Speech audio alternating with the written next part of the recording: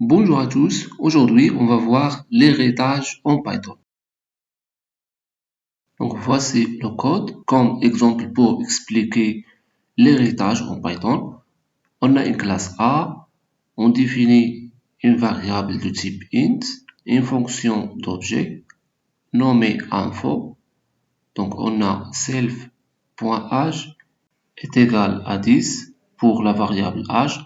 Ensuite on va afficher l'âge et self.age. Ensuite, on crée un objet A1 de la classe A, puis on va appeler la fonction info. Maintenant, on va définir une classe B. Ensuite, une fonction info2, self. Tout simplement, elle va nous afficher print le mot bonjour. C'est bon. Maintenant, je veux que la classe B hérite la classe A. Donc, tout simplement, j'ouvre les parenthèses et je vais écrire ici le nom de la classe A. Voilà.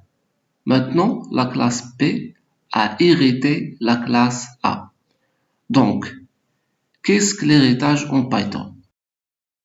L'héritage est l'un des principes fondamentaux de la programmation orientée objet. Il permet à une classe appelée sous-classe ou classe dérivée, donc ici c'est la classe B, de hériter des attributs et des méthodes d'une autre classe, appelée classe de base ou classe parent. Dans notre cas, c'est la classe A.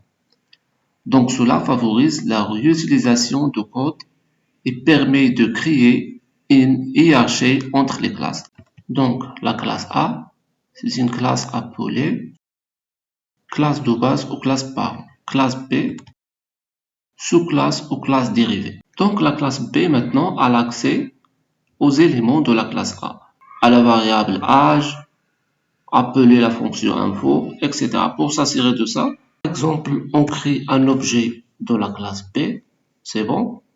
Ensuite, on va appeler une fonction de la classe A, qui est la fonction info, à partir de l'objet de la classe B.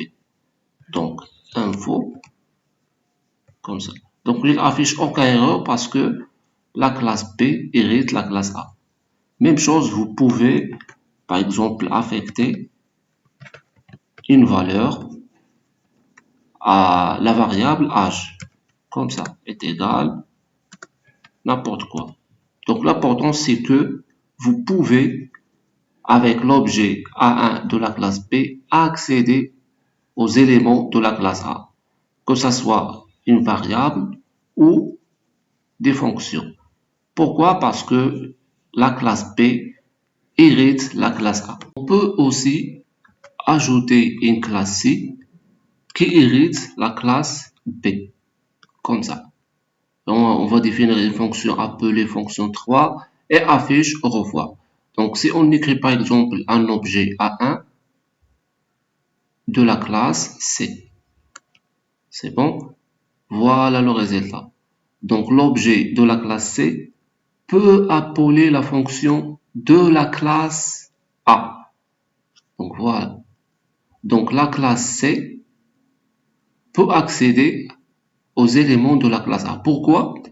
Parce que la classe C hérite la classe B.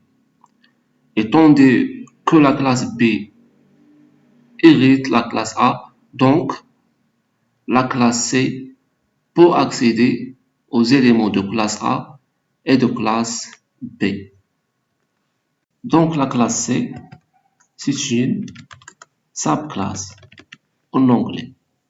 Pour la classe B, c'est une direct superclasse. La classe A, indirect superclasse. Donc la classe B pour la classe C, c'est direct superclasse et A, c'est une indirect superclasse. C'est très bien. Donc on a vu avec un objet, on peut accéder à toutes les classes. C'est très bien. Maintenant, si on est là, dans la classe, à l'intérieur de la classe, et on veut appeler les variables ou la méthode, mais à l'intérieur de la classe P. Comment on va faire ça? Donc, on va faire à l'aide de l'utilisation de super. Donc, c'est quoi super? Dans l'héritage en Python, super est très utile pour appeler les méthodes de la classe parent à partir de la classe dérivée. Donc, ici, à partir de la classe P, qui est une classe dérivée, donc on va appeler par exemple la fonction info à partir de la classe A. Super.info. Tout simplement. Supprimer cette ligne. Donc, le rôle de l'infodo est appeler la fonction info. Et la fonction info affiche l'âge. Par exemple, on va appeler la fonction 2 ici à 1.2. C'est bon. Et on va exécuter le programme. Donc voilà, il affiche l'âge est égal 10.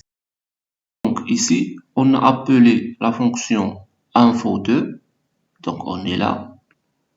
Et l'info2 a appelé la fonction info à l'aide de super. Donc on est là. Et l'info tout simplement affiche la variable âge. Voilà, c'est la fin pour aujourd'hui. Merci pour votre temps et à la prochaine. À vous de jouer.